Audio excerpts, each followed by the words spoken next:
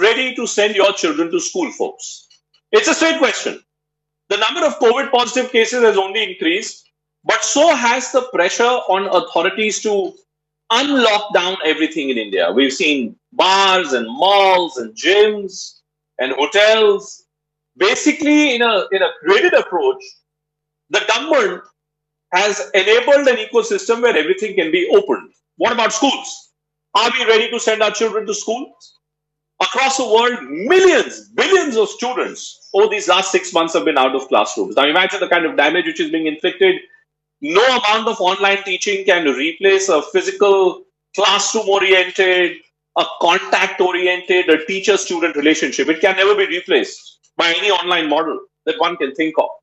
In Uttar Pradesh, classes from class 9 to class 12 are now starting from the 19th of October. Punjab government has decided from the 15th of October, again, from class 9 to 12, only 20 students allowed per section.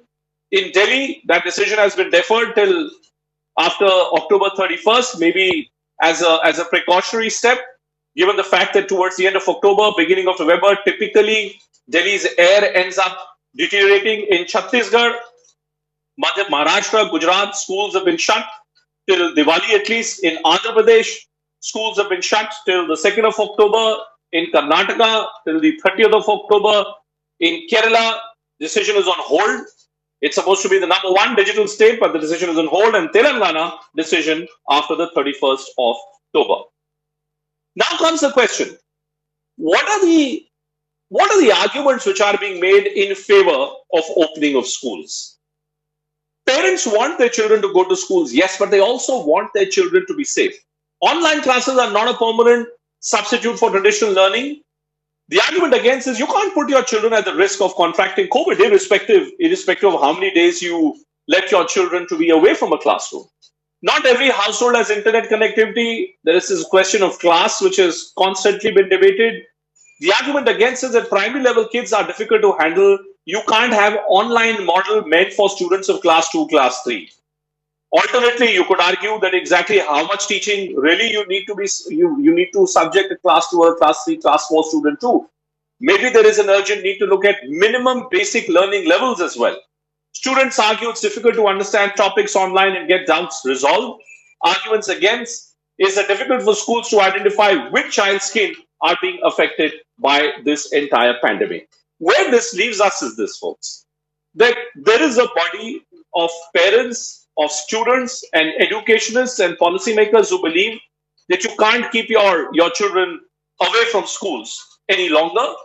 And then there is a body of those who believe that if you were to take this risk of sending your children now to schools, you are effectively going to create an ecosystem where this COVID pandemic may end up getting the better of children as well. Imagine what will happen if out of the number of deaths that you're looking at, over 1 lakh in India that have been recorded, or 7 million COVID positive cases, imagine if suddenly there was to be a spurt in the COVID positive cases when it came to our own children. That's the whole argument. Anubhav Srivastav, President, India White Parents Association, is live with us. Lakshmi Madhavi Khatri is the principal from Radcliffe School. Alka Kapur ji is a friend of India Head. She's been on many of our programs.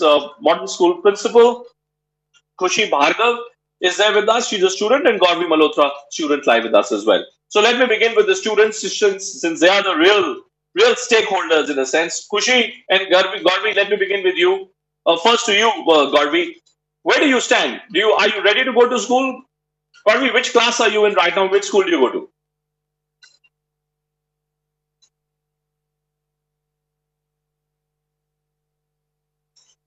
Gauravi, can you hear me? Okay. Khushi, are you there? Khushi, can you hear me? Right. Yes, I can. All right. Okay, Khushi, you can hear me. Good. So, Khushi, I was asking you, are you ready to go to school, Khushi? Which school are you in, and which class are you in?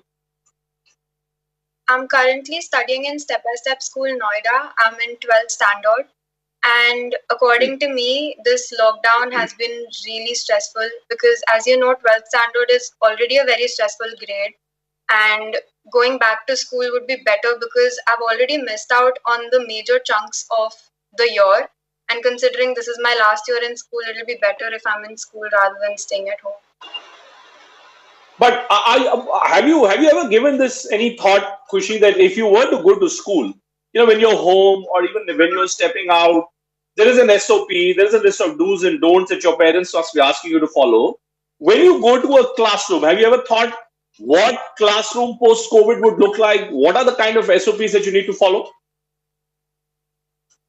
I think if all of us were to cooperate with the teachers and the school faculty, we would be able to manage the system better in order to avoid people getting the virus.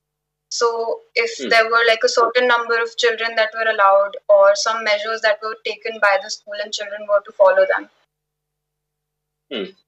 Okay, so that's your view. All right, Alka ji, let me begin with you, Alka ji.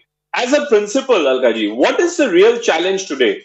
I was speaking to some school principals today in the NCR region, and I was told, Alka ji, that the real problem today is that teachers now are beginning to sense depression in the eyes of students.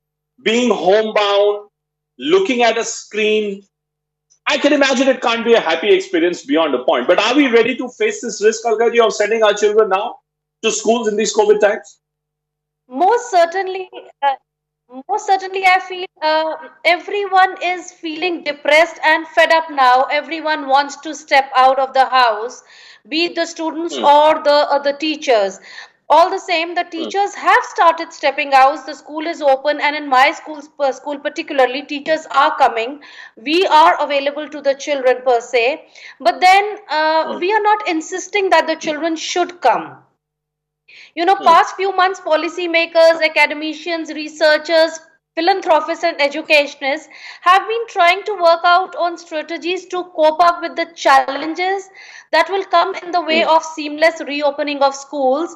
I'm sure the closure has disrupted the normal life, but then when we took out a survey form, the parents, at least 92% of parents, they resisted that they don't wish to send their children to school.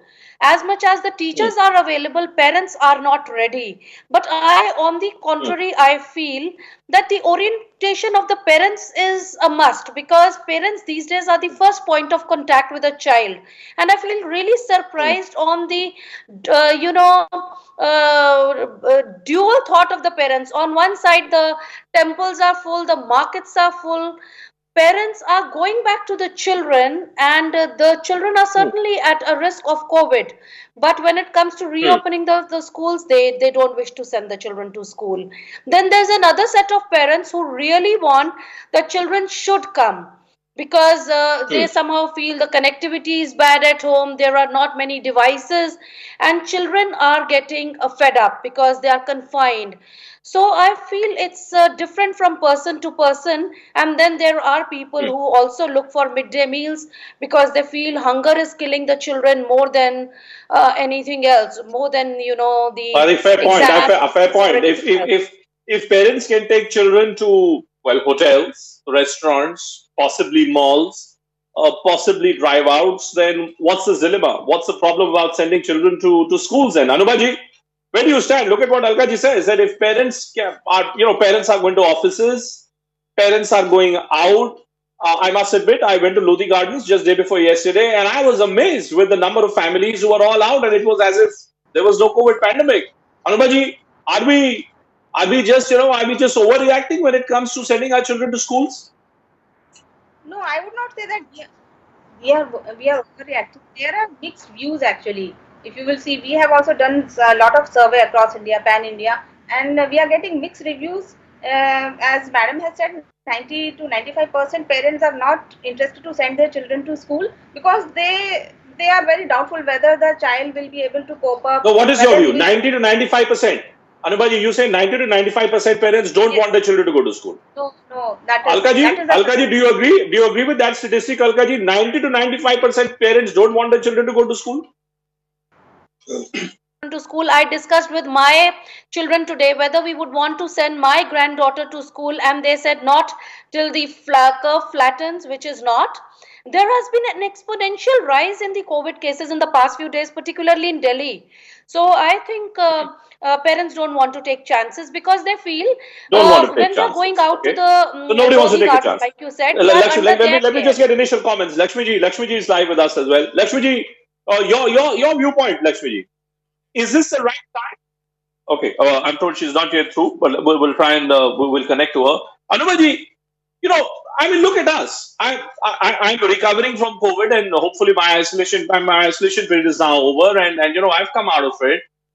Don't you think that maybe time has come in which we start explaining to our students also, our children also, that this virus is here to stay, and we need to figure a way out of living with this virus? Will sending children to schools be that first concrete step of making students also comfortable of how to live with the virus? See, as far as I am concerned, or you are concerned, or all the professionals are concerned, adults are concerned, we know that they will take proper care of themselves. As far as children are concerned, we doubt it, because many parents are very much scared whether the children will be able to take care of themselves properly or not in the school, and whether the SOPs will be implemented properly or not in the school. Who is going to take the responsibility? Today, no one is willing to take the responsibility. If anything happens to any child, schools and even college, I am getting calls from students, college students also, that they have been given a form which they have to fill, that if anything happens to that student, the responsibility lies with the parent. So why these school authorities or even government are not willing to take any kind of responsibility if anything happens inside the school premises? So what do And you I'm as a telling parent, you please can tell take me, a you represent parents, Anubaji, you're a legal also. mind yourself, please explain to me, do you think we need to take a clear-cut call and we need to tell all parents that till the end of this year, no school? Is that what you think will satisfy everybody? See, as far as the school is concerned, we can reduce the syllabus. There are many ways which can be adopted. Even RTE Act mandates. Now the RTE Act has been amended since last year. But as per RTE Act, children cannot be detained in one class, so they can be promoted from class 1 till class 9. There is a provision in Right to Education Act that the children can be promoted from standard 1 to standard 9. Now RTE Act has been, the scope of RTE Act has been increased up to 12th standard. So we will request the authorities and the government to why not promote the children based on their performance. Whatever assignment you give them, some kind of assignment. You try to get in touch with students through mobile or WhatsApp or phone call, or there are many other ways instead of calling students in school. And in case even a single child will be affected, they will shut down the school completely. I am telling you. We have seen this in other countries also, how cases are rising in other countries like America and other Western countries also, where they have opened the school, but later on they had to shut down. So why to Okay, I got another student. Anubaji, I got lots of students who are calling in and who want to be a part of the program. Gauravi is live with us as well. Gauravi, as a student, tell me, Gauravi, where do you stand on this debate? Are you missing school? Do you believe, yes, there is COVID, and yes, the number of cases are rising, but we need to get back to school? Where do you stand on this question, Gauravi? I most certainly am missing school, and I'm sure that every other student is. But at the moment, I feel it's not exactly very safe to open the schools, because as responsible as we children can be, it's a very hard situation, because you can't really expect that much work to be gone into, because school hours are anyway minimal. So all that precaution which is needed. Have you been very going tough out with your parents, Gauravi? Have you been going out anywhere to any restaurant or the park with your friends, relatives, parents? Not really. I've been pretty much in the house the whole time. Maximum, I've just gone out of my house for a walk just to catch some fresh air. That's it. So last 7 months you've been completely homebound, Gauravi. Yes, entirely. I just went out a few times, like just in my sector, to just, have some human interaction, which is something I recently read this article which suggested that human touch is vital for human beings, because that interaction is really important. And ever since with babies and infants, that touch gives us that warmth, which is very important. Hmm. So I feel like that's something real human interaction is something that's really missed. Explain to me, Gauravi, if your school, which school are you from, Gauravi, by the way, and which class are you in? I'm from Step by Step School, and I'm in 7th grade. You're in 7th grade. So explain to me, Gauravi, if your school was to give you as an option that some students can come, those who want to come can come, and those who don't want to come should not come. Which of these two categories would you go by, Gauravi? I personally wouldn't feel that I would go because I am personally very responsible towards my health, but I feel that it's very risky, and plus I don't think I can put my family in that kind of spot. Yeah, And no, that's a fair the point. That's a country is fair in a point. really sensitive Alkaji, place. look I at feel like the it's students' endangering. viewpoints, Alkaji. There, I had Khushi, who's a class 12 student, so I can understand her school time is coming to an end, so she obviously wants to get back to school. But when you have someone like a Gauravi who's in class 7, and when she has to spend a lot of her time in school, look at what she says. She's very clear. She wouldn't feel comfortable. Why then? Alkaji, has a time come for us, for the principals community, for the parents community, for the students community, to actually get together and come to a consensus? Because we can't keep this holding as something which keeps evolving every week. COVID cases are going to increase. There is not going to be any COVID vaccine by the end of the year. Even if the vaccine was to be found out, you are not going to get it in your hands till maybe middle of next year, maybe February, March at the very earliest. Don't you think time has come for us to take a cold call? In 2020, no school reopening. Is that a possibility? Yes, I agree with Anubhaji when she said that when given an option, I think all will act differently because there are children who are getting depressed and mentally, the mental well-being is getting affected. For their parents, I think it's very important to send their children to school. So what we are trying to do for senior classes, particularly for the board going classes, wherein we feel it's very important for them to come to school for practicals. So what we are trying to request the parents is drop and pick up the child on your own in the school with all the infrastructural changes that we've done. We are following the guidelines and SOPs, and a proper timetable is being prepared, wherein we are staggering the entire strength and calling children as per the appointment. So in that case, we are trying to maintain safety, and in any case, either the physical or the mental health is getting affected. So the call is with the parent. As far as Anubhaji said, that RTE says that you cannot detain any child. It is automatically, the child goes to the next class. So I don't know why parents are fearing any detention or any loss of 1 year. When it comes to class 12, particularly, CBSE has been a very, very friendly board when it comes to children. And I think the policy makers are getting together. They have invited suggestions from us how to start the preparation, how to have the pre-board. What are you thinking? When Alkaji, what are you open the thinking? In your school, tell me, what's the conversation like between you and parents and students, Alkaji? It's only for class 12 that we are wanting to wanting the children to come to school, because see, one, the children are not coming to school. On the other hand, children are going to the coaching centers. My teacher's child, he developed COVID yesterday because he was going out for his tuition classes. Only he'd been stepping out for the last 3 days, and in those 3 days he caught COVID.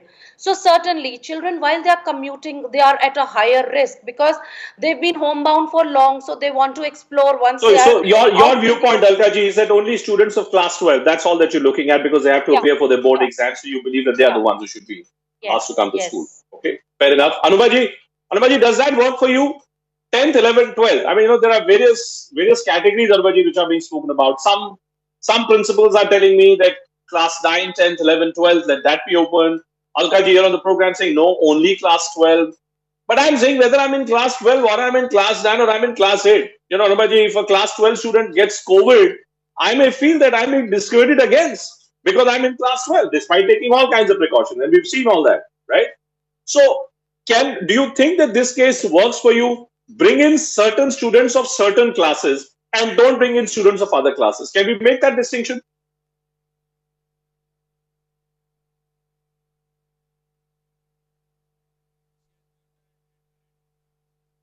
Anuvaji, you're muted. Anuvaji, you muted yourself. Just unmute yourself. Yeah. Yeah. Go ahead. Now.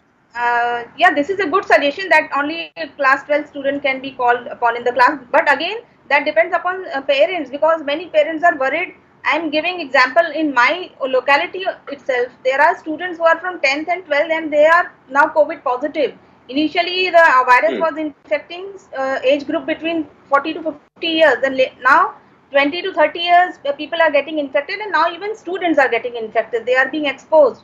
Students are going out, Okay. malls are open. So no doubt infection is, they are getting infected. But as far as 12 students are concerned, suppose if any child gets infected, then again he will be in lot of mental stress, because there's a board exam which is coming up in another few months time. So I think if possible, like the IIT has taken a call this year, they have promoted the final year students, which we have been insisting for other final year colleges students also. The same way we can also take a call for this particular year. We are not saying that make it a 0 year. Take some kind of exam or assignment be given to 10th and 12th students. Other students can be promoted. As far as 10th and 12th students are concerned, or especially 12th students, they can be evaluated based on some questions and answers that can be given to these students, and no need to call the student in the school. Now almost 2-3 months are left. So what are these students going to do in a span of 2-3 months? Yes, maybe if the parents are willing to send, then definitely school can take a call. But the problem lies again where the responsibility. No one is taking ready to. Who will be held responsible? Bottom line is this, and I thank all of you for joining us tonight. I hear you very clearly. Who will be held accountable? Who will be held responsible if there was to be a single case of any child turning COVID positive? If in an office space, if someone turns COVID positive, well, then you all know. Then you all know that what is the protocol which is to be followed. I'm out of isolation. I've now done my 20 days are now done. I have zero symptoms, but I'm still isolated. I'm not going to my office, which is why I'm still anchoring from my own residence. If I go out, I maintain proper precautions. I don't go to any enclosed environment, or I'm an adult and I can do that. But if you're a school child, can you take those chances? If one child was to turn out to be positive, who will be held accountable? That's the question which really needs to be looked at very, very closely.